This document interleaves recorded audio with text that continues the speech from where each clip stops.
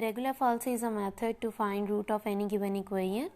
सो equation में से सबसे पहले हमने फंक्शन उठाना होता है और मैटलैब कोड जब हमने बनाना है तो हम सबसे पहले फंक्शन डिक्लेयर करते हैं।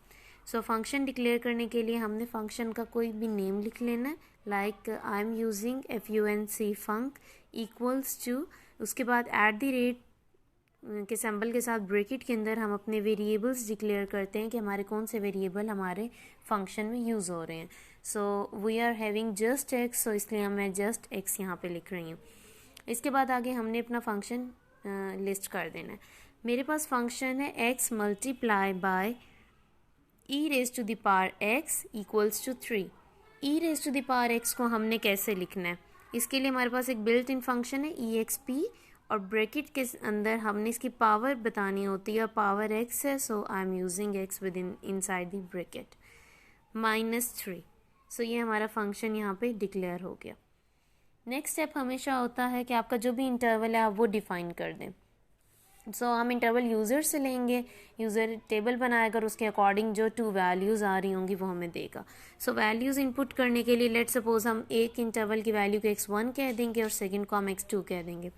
सो x1 इज इक्वल्स टू, हम यूज़र से ले रहे हैं, सो दैट्स वाई हम इनपुट का फंक्शन यूज़ करेंगे, बिल्ट इन फंक्शन है। तो इनपुट और ब्रैकेट के अंदर हम यहाँ पे अपना मैसेज लिख देंगे, enter the number, single quote close and we will put the semicolon at the end. अब जो भी यूज़र वैल्यू एंटर करेगा वो x1 में आके स्टोर हो जाएगी। x2 इज इक्वल्स टू, अब हम जब x2 की वैल्यू लेंगे तो वो भी एग्जैक्टली सेम वे में होगा, इनपुट और ब्रैकेट के अंदर हमने सिंगल कोट्स में अपना मैसेज दे देना। एंटर दी नंबर की जगह आप कुछ भी लिख सकते हैं, आप कह सकते हैं कि enter first value of interval, enter second value of interval, जितना भी आप प्रिसाइज वे में अपनी स्टेटमेंट दे सकते हैं आपको दे देनी चाहिए। ओके, ये तो हो गया कि हमने दोनों इंटरवल की वैल्यूज़ यूज़र से ले ली। अब नेक्स्ट स्टेप ये है कि जो हमारे पास इंटरवल की 2 वैल्यूज़ होती हैं, एक पे फंक्शन को नेगेटिव होना चाहिए, एक पे फंक्शन को पॉजिटिव होना चाहिए।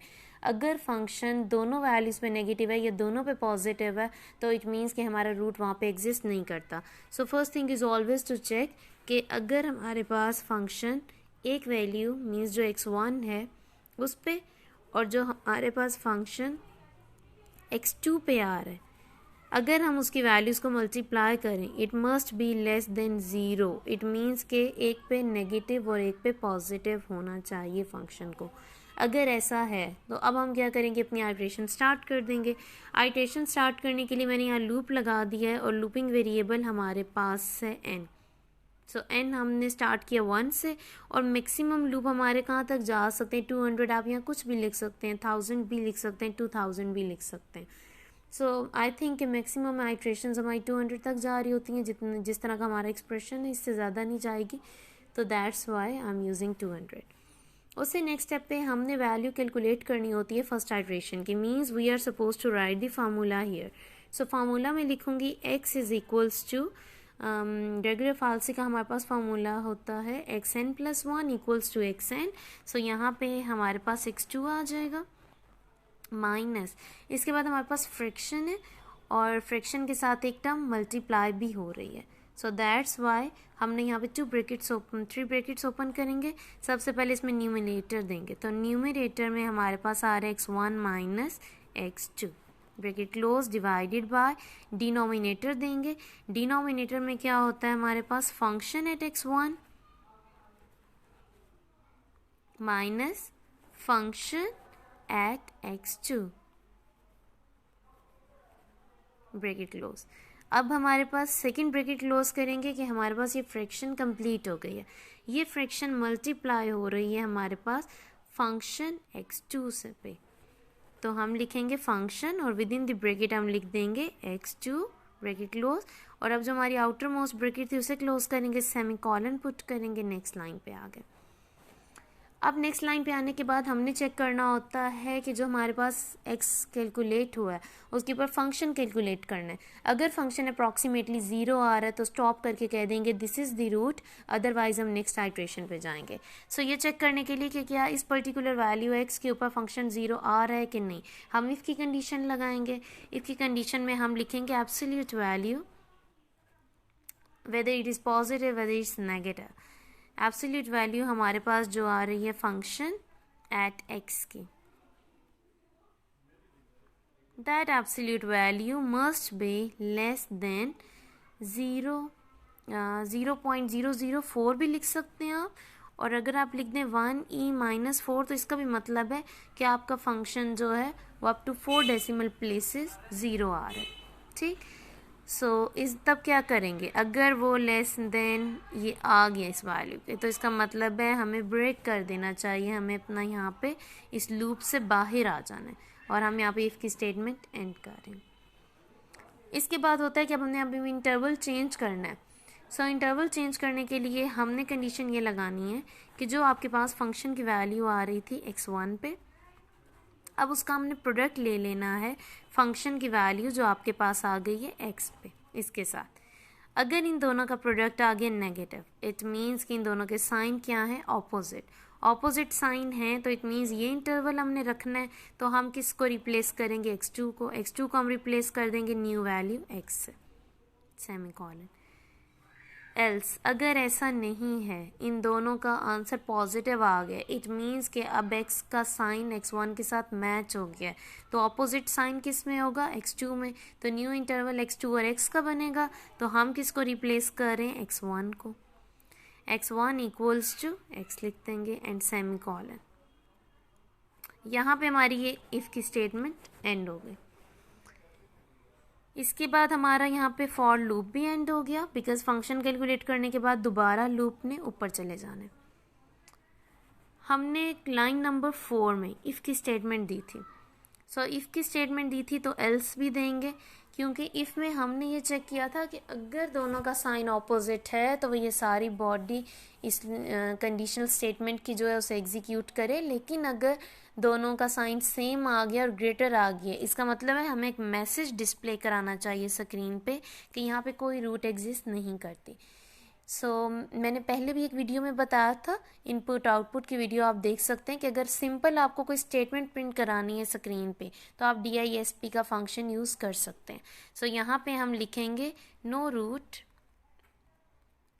एग्जिस्ट बिटवीन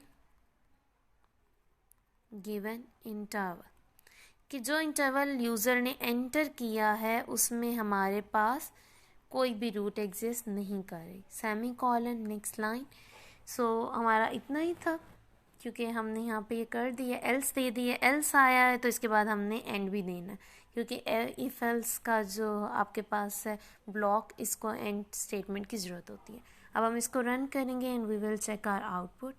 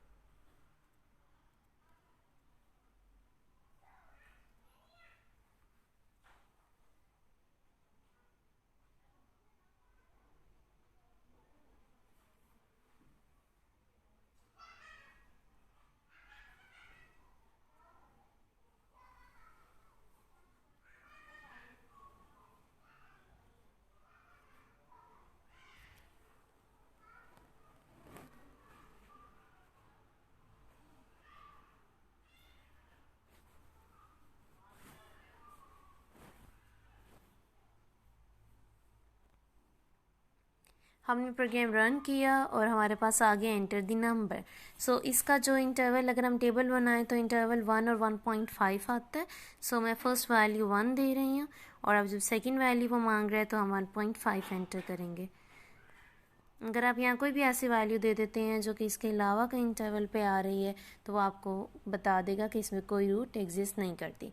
अब हमने रन किया और कोई आउटपुट नहीं आए, तो इट मीन्स कि हमने जो x की वैल्यू जहाँ कैलकुलेट कर रहे हैं, लाइक लाइन नंबर 6, इसके एंड पे हमने सेमीकोलन लगा दिया, जब सेमी कॉलन आएगा तो आपकी आउटपुट स्क्रीन पे शो नहीं होगी। सो इसके लिए बेटर है कि आपने यहाँ से सेमी कॉलन रिमूव कर देना है। सो हमने सेमी कॉलन हटा रहे हैं, अब मैं प्ले करूँगी तो मेरे पास पर्टिकुलर आउटपुट जो है वो शो हो जाएगी। तो सबसे पहले फर्स्ट आपके पास आ गया 1 और सेकेंड नंबर हमारे पास था 1.5, हमारा जो भी इंटरवल था वो है 1.5। सो अब हमारे पास आउटपुट आ जाएगी। आउटपुट आ रही है 1.0499। ये डिफरेंट आइट्रेशंस हैं, मैं ऊपर स्टार्ट से दिखाती हूँ। x 1.03 आया है, then this at the end हमारे पास आ गया 1.0499। अगर आप चाह रहे हैं कि आपको यहाँ पे आइट्रेशन नंबर भी शो हो जो कि भी यहाँ नहीं हो रहा, तो उसके लिए आपको क्या करना है कि फॉर के लूप में एंटर होने के बाद सिंपल n लिख देना, कुछ भी इसके साथ नहीं लिखना, सिंपल n लिखना है। अब मैं जब रन करूँगी तो मेरे पास यहाँ पे n की वैल्यू के साथ आउटपुट आएगी। सबसे पहले अभी मेरे पास यहाँ पे आ रहा है एंटर दी नंबर, सो मैं इधर 1 एंटर करूँगी क्योंकि मुझे दोबारा से रन हुआ है तो दोबारा से इंटरवल देना है। और सेकंड आपकी वैल्यू है इंटरवल की 1.5। अब इसको रन करेंगे हम तो हमारे पास n की वैल्यू के साथ आ रहा है। मैं आपको स्टार्ट से दिखाती हूँ। n इक्वल्स टू 1, ये मैंने इंटरवल एंटर किया था। देन n1 के ऊपर 1.0352 आ रही है, n2 के ऊपर 1.0456 आ रही है, n3 4 एट द एंड। अगर आप देखना चाह रहे हैं कौन सी आइट्रेशन पे जाके रूट आया है तो 7th आइट्रेशन पे आपका रूट 1.0499 आ गया। और यहाँ पे स्टॉप इसलिए हुआ है क्योंकि इसके ऊपर फंक्शन की वैल्यू अप्रॉक्सीमेटली 0 आ रही है, तो अप टू 4 डेसिमल प्लेसेस ये हमारा रूट आ गया। Thank you. अगर आपको वीडियो अच्छी लगी हो तो लाइक का बटन ज़रूर प्रेस कीजिए और चैनल सब्सक्राइब कीजिए।